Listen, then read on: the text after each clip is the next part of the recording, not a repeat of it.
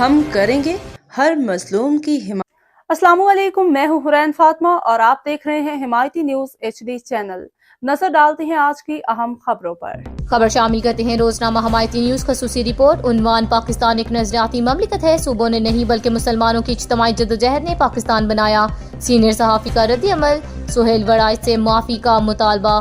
Senior صحافی و تجزیہ نگار نے معروف اینکر اور کالم نگار سہیل وڑائچ کے حالیہ بیان پر شدید تحفظات کا اظہار کرتے ہوئے کہا کہ پاکستان کسی صوبائی معاہدے کا نتیجہ نہیں بلکہ برصغیر کے مسلمانوں کی اجتماعی نظریاتی جدوجہد اور بے مثال قربانیوں کا ثمر ہے۔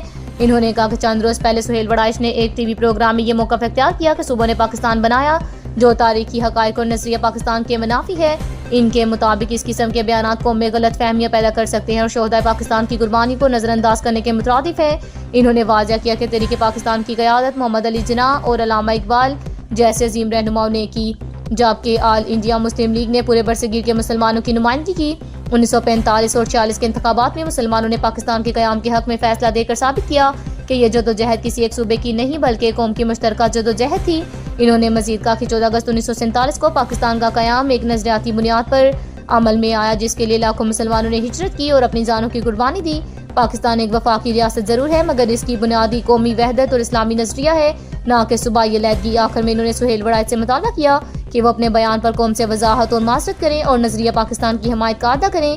MS اطہر قریشی کی رپورٹ۔